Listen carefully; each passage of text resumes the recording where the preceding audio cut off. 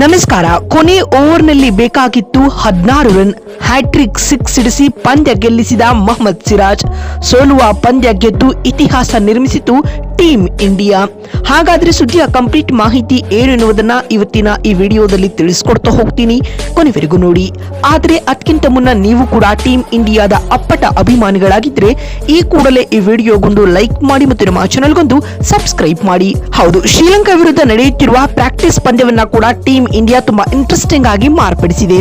ಕೊನೆ ಓವರ್ ವರೆಗೂ ಕೊಂಡೊಯ್ದಿದ್ದ ಈ ಪಂದ್ಯದಲ್ಲಿ ಲಾಸ್ಟ್ ಓವರ್ ನಲ್ಲಿ ಮೊಹಮ್ಮದ್ ಸಿರಾಜ್ ಹ್ಯಾಟ್ರಿಕ್ 6 ಸಿಡಿಸುವ ಮೂಲಕ ಭಾರತ ತಂಡಕ್ಕೆ ಈ ಅಭ್ಯಾಸ ಪಂದ್ಯದಲ್ಲಿ ರೋಚಕ ಗೆಲುವನ್ನ ತಂದುಕೊಟ್ಟಿದ್ದಾರೆ.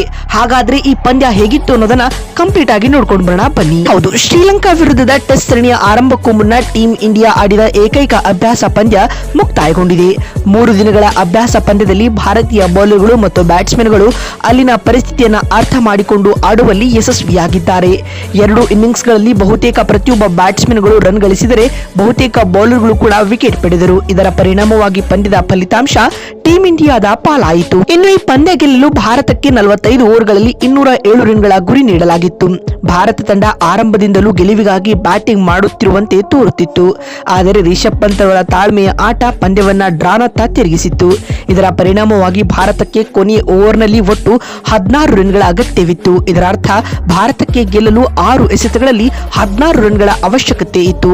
ಕೊನೆ ಓವರ್ನ ಮೊದಲ 3 ಎಸೆತಗಳಲ್ಲಿ ಮೊಹಮ್ಮದ್ ಸಿರಾಜ್ ಹ್ಯಾಟ್ರಿಕ್ 6 ಬಾರಿಸುವ ಮೂಲಕ ಪಂದ್ಯವನ್ನ ಪೂರ್ಣಗೊಳಿಸಿದರು. ಆದ್ಯಾಗೂ ಇದು ಅಭ್ಯಾಸ ಪಂದ್ಯವಾಗಿದ್ದರಿಂದಾಗಿ ಭಾರತವು ಕೊನೆಯ ಓವರ್ನ ಕೂಡ ಆಡಲು ನಿರ್ಧರಿಸಿತು. ಕೊನೆಯ ಓವರ್ನ ಮೊದಲ 3 ಎಸೆತಗಳಲ್ಲಿ ಸತತ 6 ಬಾರಿಸಿದ ಸಿರಾಜ್ 4ನೇ ಎಸೆತದಲ್ಲಿ 1 ರನ್ ಗಳಿಸಿದರು. ಇನ್ನು 5ನೇ ಎಸೆತದಲ್ಲಿ ಮತ್ತೊಂದು ಬೌಂಡರಿ ಬಾರಿಸಿದರು.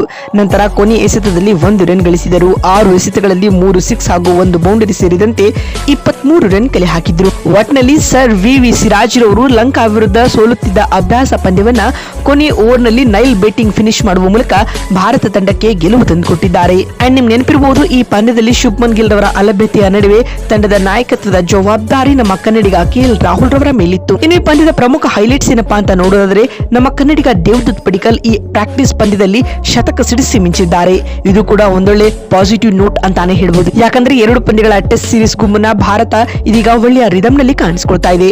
ಅದಲ್ಲದೆ ಗುರ್ನೂರ್ ಬ್ರಾರ್ ಹಾಗೂ ರವೀಂದ್ರ ಜಡೇಜಾ ಕೂಡ ಒಳ್ಳೆಯ ಫಾರ್ಮ್ ನಲ್ಲಿದ್ದಾರೆ. ಸ್ನೇಹಿತರೆ, ನಿಮ್ಗೆ ಅನಿಸುತ್ತೆ ಈ ಪ್ರಾಕ್ಟೀಸ್ ಪಂದ್ಯದಲ್ಲಿ KL ರಾಹುಲ್, ದೇವದತ್ ಪಡಿಕ್ಕಲ್, ಮೊಹಮ್ಮದ್ ಸಿರಾಜ್, ರವೀಂದ್ರ ಜಡೇಜಾ ಇಷ್ಟರಲ್ಲಿ ಯಾರ ಪರ್ಫಾರ್ಮೆನ್ಸ್ ನಿಮ್ಮನ್ನ ಇಂಪ್ರೆಸ್ ಮಾಡಿತ್ತು ಎನ್ನುವುದನ್ನ ಕಾಮೆಂಟ್ ಮಾಡಿ. ಮತ್ತೊಂದು ವಿಡಿಯೋದಲ್ಲಿ ಸಿಗ್ತೀನಿ. ಅಲ್ಲಿವರೆಗೂ ನಮಸ್ಕಾರ, ಧನ್ಯವಾದಗಳು.